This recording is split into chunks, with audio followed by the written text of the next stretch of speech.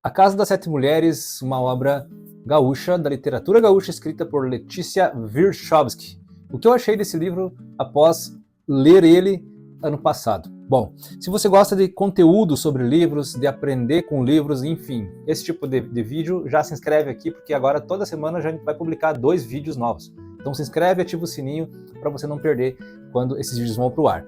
Muito bem, um pouquinho do panorama geral sobre o que significa, sobre o que fala essa história aqui da Casa das Sete Mulheres.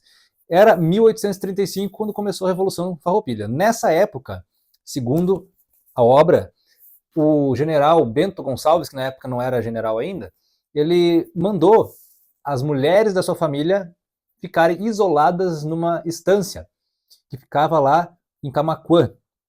Essa estância era de uma irmã dele.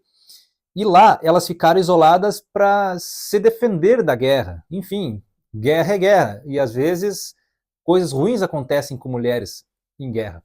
E ele, para proteger essas pessoas, filhas, mulher, irmã e os filhos pequenos também, mandou que eles ficassem isolados lá.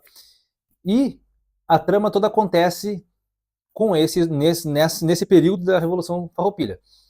E o que acontece aqui nessa fazenda? Estão lá as 7 mulheres, então, que são todas parentes do Bento Gonçalves, e tem a Manuela que narra essa história. A Manuela, ela é sobrinha do Bento. Eu até fiz aqui, ó, um esquema para organizar os personagens, quem é filho de quem é parente de quem, enfim, para ficar facilitando a leitura.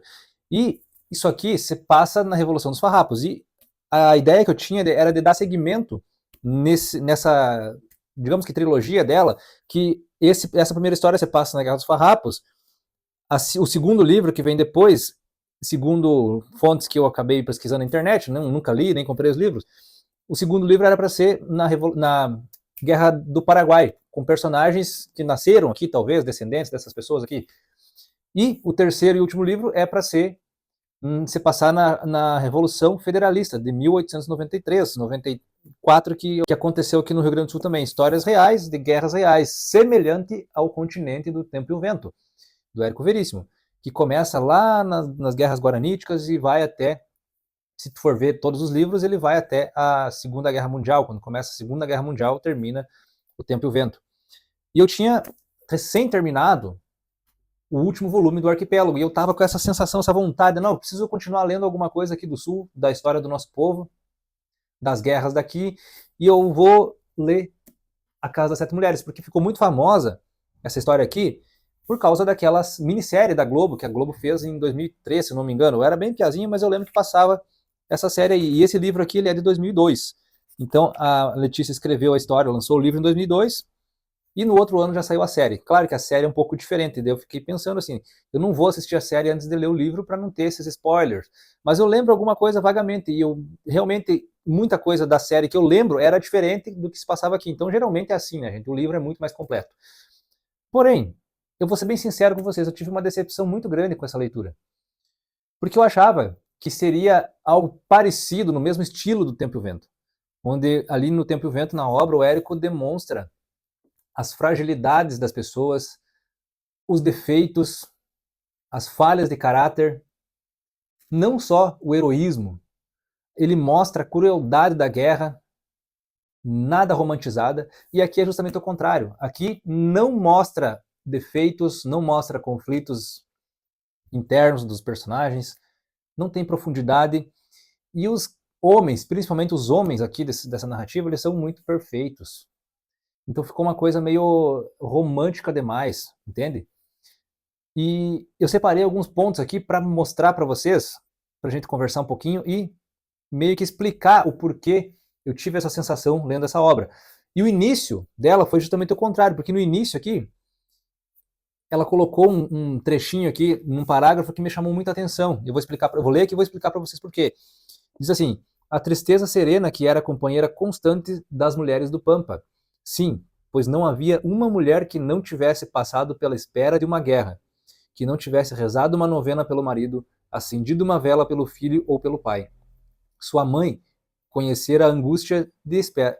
Sua mãe conhecera a angústia da espera, e antes dela sua avó e sua bisavó. Então isso significa que o Rio Grande nunca estava em paz. E os homens iam para a guerra e a mulher ficava esperando. E esse é um dilema muito constante no Tempo e o Vento. Por isso que me chamou muita atenção. Eu pensei, essa obra vai seguir a mesma linha. Porque a Bibiana, a personagem Bibiana, que é uma das principais personagens da obra do Érico Veríssimo, falava muito isso aí. Antes dela, a Ana Terra já falava bastante. Então isso me chamou muita atenção aqui no início da obra, já na página 20, 27, por aí. Ela escreveu isso aqui e eu achei que ia seguir nessa linha. Então, resumindo para vocês, as mulheres foram lá, ficaram isoladas e dentro desse período aí, elas ficavam recebendo notícias por carta, mensageiros, enfim, do que estava acontecendo no Rio Grande.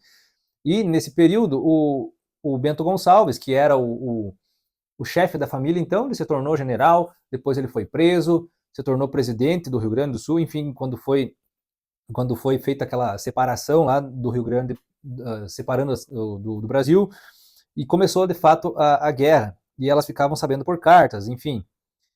Aí, a primeira coisa que me chamou a atenção, assim, que eu comecei a perceber que estava muito forçado, foi numa batalha em que, se eu não me engano, esses dois personagens aqui que eu vou ler agora para vocês são filhos do Bento.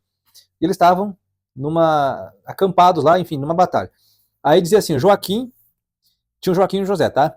O Joaquim baixou a espada, imitou um passarinho. Era um sinal que ele estava dando para o outro. José reconheceu o sinal do primo, então eram primos, na verdade não eram irmãos. O primeiro tiro estourou na noite, começou a peleia. Os imperiais se inquietaram, assustados. Os imperiais eram soldados do Império Brasileiro. Um cavaleiro caiu no chão. Aí que me chamou a atenção. Tiro certeiro de José, bem no meio da testa do homem. Então, o tal do José era um sniper, com uma luneta? Não, impossível isso acontecer numa guerra naquela época, com o armamento que tinha naquela época. O cavaleiro caiu no chão, tiro certeiro no meio da testa. Gente, isso aqui é forçado demais. Isso não acontece, esse tipo de coisa não acontece numa guerra, ainda mais naquela nas guerras antigas. O cara não tinha a experiência de atirador, ele não era um sniper treinado para acertar no meio da testa de alguém numa guerra, de noite ainda por cima. Não, isso aqui já não desceu muito esse tipo de história aqui nas guerras, tá? Outra coisa, os personagens. Dois personagens que me fizeram, assim, ter um pouco de raiva da narrativa, porque endeusaram demais esses caras. Deixaram eles muito perfeitos. O Bento Gonçalves e o Giuseppe Garibaldi. Giuseppe Garibaldi foi um italiano que participou da Revolução Farroupilha também, do lado dos farrapos. E aqui ela narra ele como um cara especial demais, um cara fino, elegante, um cara galante, educado, perfeito, inteligente, acima da média. E a Rosário se apaixona por ele, e ele se apaixona pela Rosário também aqui nessa história, que é uma das meninas que estava lá na casa, na estância, isoladas. E o general Bento Gonçalves, ele é tratado como um deus. Então é como se fosse assim um cara... não tem nem palavras para dizer, mas olha aqui, ó. Sempre é tratado como um grande homem. E aqui diz assim, sabia que Bento Gonçalves estava na estância e sangrava a simples menção do nome do grande general. É como se estivesse falando de um imperador, um cara assim que tem um poder enorme. Nossa, forçado demais. Entendeu? Por que eu fiquei meio anojado desse tipo de narrativa? Porque não é real isso aqui. Isso aqui não é real, não existe isso aqui. Pura fantasia. Nossa, aqui tem um diálogo da Manuela aqui e do Giuseppe Garibaldi que eu também fiquei tapado. Estou enamorado, Manuela, enamorado pela senhora. Desde a primeira vez, desde a chegada aqui, o meu pensamento pertence à senhora. Há uma floresta dentro de nossos olhos, Manuela. E o sonho perdido em esta floresta. Então o cara se apaixonou, se encantou pela guria lá. Para resumir para vocês, eles estavam acampados, tinha um monte de homem lá, soldados do Giuseppe, acampados no rio, nessa mesma instância, só que não na casa, lá no rio, perto do rio. E aqui teve uma cena também que as meninas foram lá e toda aquela machaiada lá, no meio da guerra, sendo educados, cavalheiros, com aquelas duas moças. Você já imaginou numa guerra, em 1835, 36, aqui que se passou isso aqui, um bando de homens sendo educados com duas moças? Isso é impossível, isso não é real, não é real. Outra coisa aqui, ó, que eu até anotei, Dona Antônia, que era dona da estância, no entanto, não precisava se esforçar para compreender aquele homem de olhos límpidos. falando do Giuseppe Garibaldi. Havia sempre uma sinceridade naquelas retinas, uma coisa viva e cheia de força que a encantava, e que o tornava compreensível e amorável. Tédio, tédio. Outra coisa, Giuseppe queria casar com a Manuela aqui.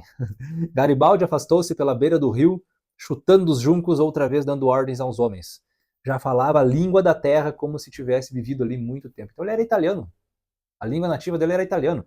E aqui está dizendo que ele já falava a língua dos gaúchos, a língua da terra, como se ele vivesse há muito tempo. Então é um cara perfeito, um perfeitão. Último ponto que eu anotei aqui para a gente conversar, e depois eu vou parar, tá?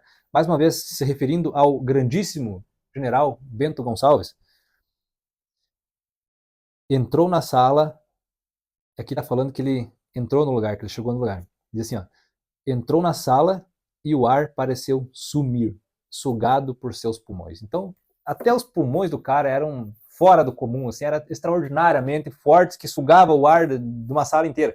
Entendeu?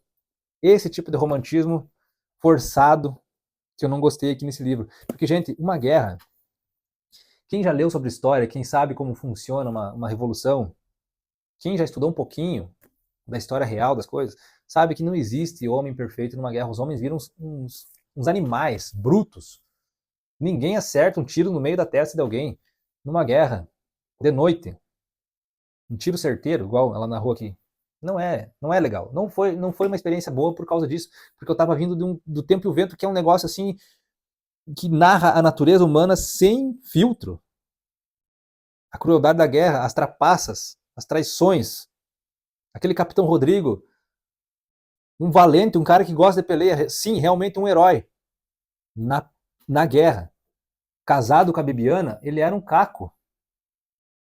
Várias amantes. Jogatina até altas horas da madrugada. Gente, o Capitão Rodrigo estava jogando carta, bebendo, jogando carta de madrugada e a filha dele estava morrendo. Um spoilerzinho para você aqui que vai ler depois a parte do Capitão Rodrigo. Mas é um personagem que a gente se encanta porque tu sabe que ele é valente, mas que ele é cheio de defeitos. E isso que deixa as pessoas reais. E o que deixa as obras, os livros, os personagens também reais, que a gente consegue enxergar as pessoas reais ali naqueles personagens. Aqui eu não enxerguei pessoas reais aqui. Eu enxerguei uma ficção para adolescente. Entendeu? Essa é a minha opinião. Não é uma crítica. A Letícia não imagina. Quem sou eu para fazer uma crítica a um livro, a um trabalho de alguém? Não é uma crítica. É simplesmente a minha opinião. E, sinceramente, depois de ler o primeiro livro, eu desisti de ler os outros. Foi uma experiência que não agregou. Não teve nada reflexivo. Geralmente a gente lê um livro, pega um Guerra e Paz da vida, pega o próprio Tempo e o Vento, que eu já cansei de mencionar aqui também. Tu reflete sobre as atitudes das pessoas, sobre o que aqueles caras estão passando, as pessoas estão passando, sobre o que as mulheres estão passando, estão pensando também, o sofrimento das pessoas. E tu chega aqui e tu vê uma literatura rasa. Infelizmente, essa é a minha opinião sobre A Casa das Sete Mulheres. Se você já leu esse livro, deixa aqui o que você achou também. E livro é uma coisa muito particular, porque eu tive essa impressão desse livro aqui, por causa dos livros anteriores que eu li, por causa da minha experiência de vida, enfim. Mas você talvez leia e goste. Então deixa tua opinião aqui também, se você já leu A Casa das Sete Mulheres, se você tem vontade de ler esse livro aqui. E não esqueça, curta esse vídeo e se inscreve no canal para receber os outros vídeos, porque aqui nesse canal a gente vai falar bastante sobre o livro e toda semana tem 2 vídeos. Esse foi o vídeo sobre A Casa das Sete Mulheres. Espero que tenha gostado. Nos vemos no próximo vídeo. Um abraço e até mais.